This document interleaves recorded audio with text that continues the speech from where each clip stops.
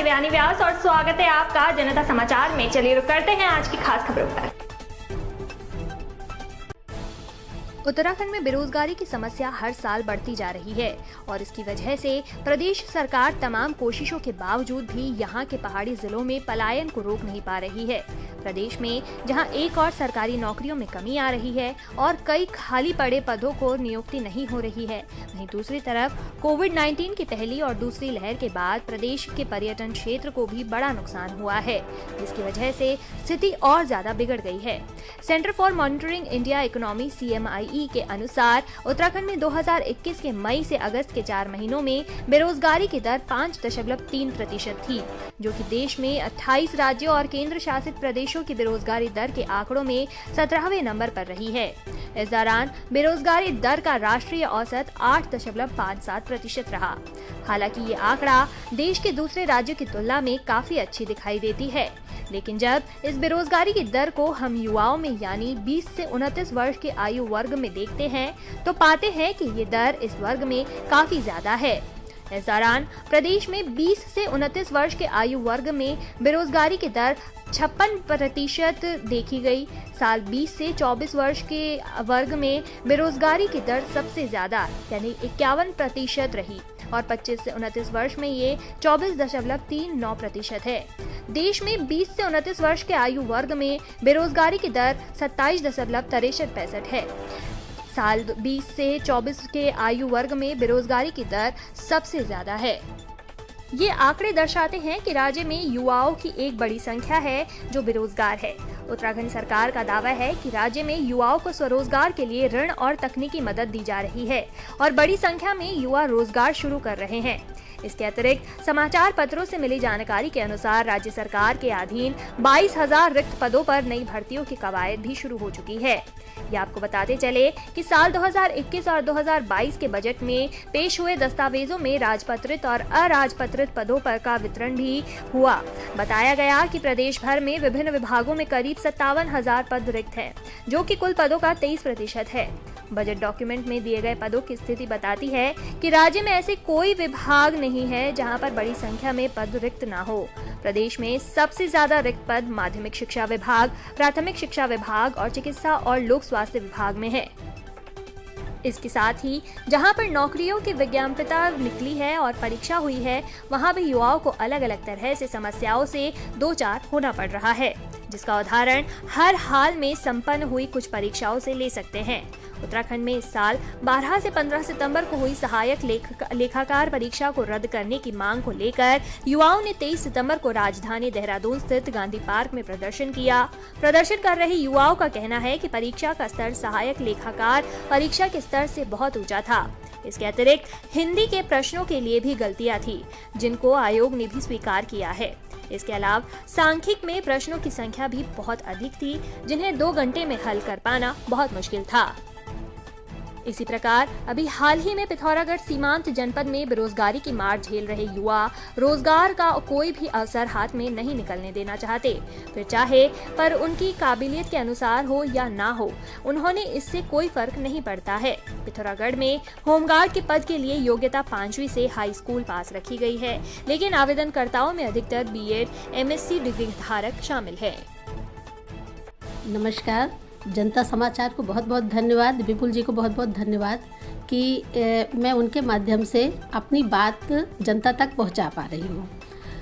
हम बेरोजगार विपक्ष जो है शोर मचाता है कि बेरोजगारी बढ़ रही है, बेरोजगारी बढ़ रही है। ऐसा कुछ नहीं है। मैं आपके सामने डाटा प्रस्तुत करूंगी जिससे आपको समझ में आ जाएगा कि विपक्ष झूठ बोल रहा है। हमारी बीजेपी सरकार ने हमेशा युवाओं की चिंता करी है, युवाओं के लिए सोचा है, क्योंकि ये जो उत्तराखंड है एक युवा राज्य है और युवाओं का इसमें अहम रोल रहा है। अतः भाजपा सरकार ने युवाओं के लिए एवं उनके कौशल विकास करने के लिए बहुत सारे पद सृजित किए हैं। अगर हम देखें, अभी कोरोना काल में बहुत सारे हमारे भाई उत्तराखंड पे वापस आए। उनके पास एक नौकरी की रोजगार की बहुत बड़ी समस्या थी कि उनको रोजगार कैसे दिया जाए। मुख्यमंत्री जी ने मुख्यमंत्री स्वरोजगार के तहत उनसे कहा 150 प्रकार का उसमें शामिल किया गया है स्किल्स कि कहा कि भाई आप जिस जिस में स्किल्स हैं, मतलब आपके अंदर वो गुण हैं, आप उस कार्य को शुरू कर सकते हैं। उसके तहत उनको नौकरियां भी दी हैं। तो उसमें ऋण भी उनको दिया गया है और ये भी कहा गया कि 6 महीने तक आपको ब्याज नहीं देना पड़ेगा, आप अपना कार्य शुरू कर सकते हैं। तो ऐसे हमारे भाजपा सरकार है, ऐसे हमारे मुख्यमंत्री जी हैं। अगर हम बात करते हैं 2017 की, तो 2017 के बाद प्रदेश में लोक सेवा आयोग के माध्यम से 6024 भर्तियां हुई हैं। अधीनस्थ सेवा चयन आयोग के द्वारा 3040 भर्तियां हुई हैं। अधीनस्थ सेवा चयन आयोग द्वारा फॉरेस्ट गार्ड, आबकारी सिपाही व रेडियो अधिकारी 1500 की भर्ती हुई है। इसी के तहत पीएम स्किल डेवलपमेंट प्लान के तहत 4 धाम यात्रा मार्ग पर 4000 होटल वर्कर एवं 1000 टूरिस्ट गाइडों को ट्रेंड किया गया है और किया जा रहा है। पलायन रोकने के लिए होम स्टे निर्माण हेतु बहुत सारे लोग, कोई सोच भी नहीं सकता था कि जो हमारे लोग बाहर चले गए उनको वापस वो वापस आ सकते हैं, वो भी वापस आए। पलायन भी रोका गया और रिवर्स पलायन भी हुआ और उनको यहाँ पर कार्य दिया गया। तो उनको होम स्टे निर्माण हेतु 10 लाख पहाड़ में और 7 लाख मैदानी क्षेत्रों में ऋण दिया गया और उसकी सब्सिडी का भी प्रावधान है। इसी तरीके से दीनदयाल उपाध्याय सहकारिता किसान कल्याण योजना के तहत 5 लाख तक का ऋण बिना किसी ब्याज के दिया जा रहा है। कोरोना महामारी के दौरान 119 करोड़ की सहायता धनराशि सरकार द्वारा दी गई, जिससे कोरोना पीड़ित महिलाएं हैं या स्वयं सहायता समूह की जो महिलाएं हैं उनको 5 लाख रुपए दिया गया, जिससे वो अपना कार्य अच्छे से चला पाएं बिना ऋण के, बिना ब्याज के, 0 ब्याज पर। मुख्यमंत्री श्री धामी जी ने 24,000 सरकारी नौकरियों की घोषणा करी। 2022 तक के अंत तक सभी सरकारी परीक्षाओं का आवेदन एवं परीक्षा शुल्क भी माफ कर दिया है। इसी तरीके से हम देखें तो उत्तराखंड के 6,08,679 युवाओं को स्वरोजगार हेतु 7,792 करोड़ का ऋण वितरित किया गया है। नई स्टार्टअप नीति के तहत बीजेपी सरकार ने 90 स्टार्टअप को मान्यता दी। 14 स्टार्टअप हैं वो वित्तीय प्रोत्साहन भी उनको प्रदान किया गया है और इसी तरीके से कारखानों में और मिला के SME में मिला के और खादी ग्रामोद्योग में मिला के 6.3 लाख से अधिक रोजगार भी दिए गए हैं। तो ये है हमारी भाजपा सरकार। भाजपा सरकार ने प्रधानमंत्री कौशल विकास योजना के तहत 38,610 युवाओं को कृषि में, टूरिज्म में, हॉस्पिटैलिटी में तथा अन्य क्षेत्रों में प्रशिक्षित कर उन्हें नौकरी दी। 17,537 युवाओं को नौकरी प्राप्त भी हो चुकी है इसके अंतर्गत। अभी आप देखें जो इंटर्नशिप कर लेते हैं मेडिकल के स्टूडेंट्स, उनका 7,500 था सैलरी, उसका 17,500 कर दी गई है।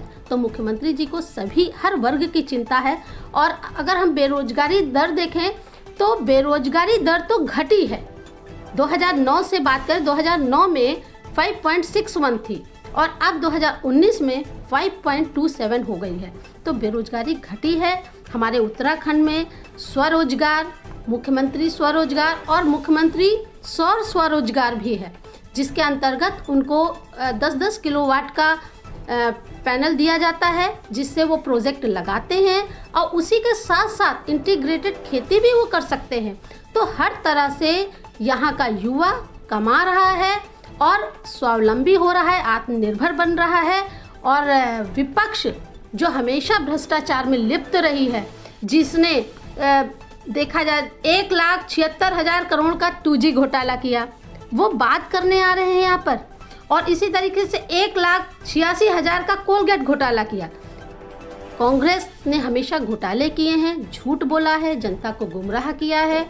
जनता अब उनकी बातों में नहीं आने वाली। बीजेपी